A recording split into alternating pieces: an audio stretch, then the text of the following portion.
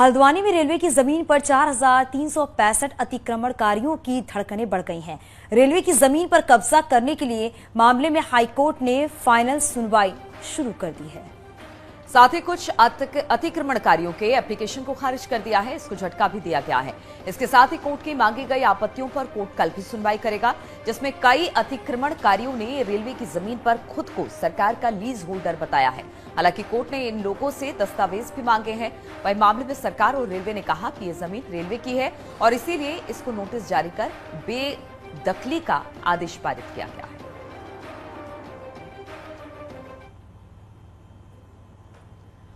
और उत्तराखंड में मंत्रियों के बंगलों पर संकट मंडरा रहा है। सिंचाई विभाग ने यमुना कॉलोनी की सूरत संवारने की तैयारी कर ली है, लेकिन विभाग के अफसर कुछ बोलने को तैयार नहीं है। वहीं मंत्री हो या विपक्ष के नेता चाहते हैं कि बंगले जिस हाल में हैं वो ठीक है।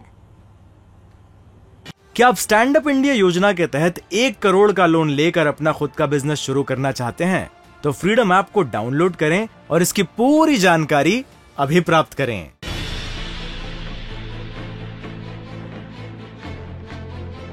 जिस यमुना कॉलोनी में सरकार के मंत्रियों के बंगले हैं, वहां सिंचाई विभाग ने बंगले हटाने की प्लानिंग कर ली है। चर्चा तेज हुई तो मंत्री हो विपक्ष के नेता परेशान हो गए। इसी यमुना कॉलोनी में रहने वाले कांग्रेस प्रदेश अध्यक्ष करण महारा ने टाइमिंग पर सवाल खड़े किए और कर्ज लेकर नई कॉलोनी बनाने के फैसले को गलत बताया। वहीं मंत्री चंदन रामदास का कहना है कि जो बंगले हैं वो ठीक हैं।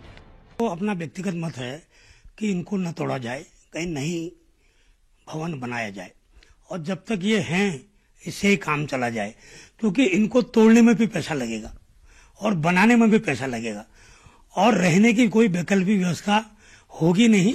सरकार जिस राज्य में तनख्वाह देने के लिए भी करोड़ों 100 मतलब 500-500 करोड़ रुपया कर्जा लेना पड़ा, उस राज्य में इस तरीके की फिजूल खर्ची करना मुझे उचित नहीं लगता। इस समय वहाँ व्यवस्थाएं हैं, कोठियां बनी हुई हैं, लोग खबर है कि मंत्रियों की कॉलोनी तोड़कर मल्टी लेवल बिल्डिंग बनाने की बात पर अंदर खाने बवाल मचा हुआ है। न्यूज़ 18 ने सिंचाई विभाग के चीफ इंजीनियर से बात करनी चाही तो उन्होंने मिलने से ही इनकार कर दिया और वहीं शासन में अब तक ऐसा कोई प्रस्ताव नहीं पहुंचा।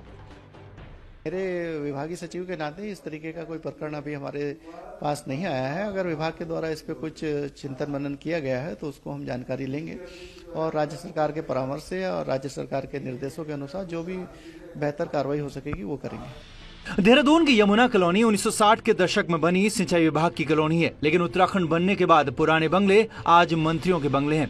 इसीलिए सिंचाई विभाग ने जैसे ही कॉलोनी को फिर से डेवलप करने का प्लान बनाया तो नेताओं की चिंता बढ़ गई और सिंचाई विभाग ने अब चुप्पी साध ली है। देहरादून से न्यूज़ 18 के लिए दीपांकर भट्ट की रिपोर्ट।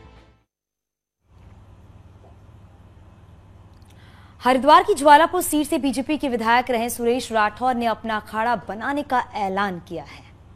सुरेश राठौर ने गुरु रविदास के नाम से अखाड़ा बनाया है। खास बात यह कि अखाड़े का महासचिव पूर्व आईएफएस और विवादित अधिकारी किशन चंद्र को बनाया गया है।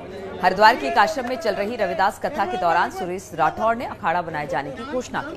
उन्होंने कहा कि अखाड़ा दलित समाज की बेहतरी और धर्मांतरण रोकने के उद्देश्य से काम करेगा। किशन चंद्र पर करप्शन और आय से अधिक संपत्ति का मुकदमा दर्ज है और विजिलेंस जाँच कर रही है। नाम परिवर्तन मत करना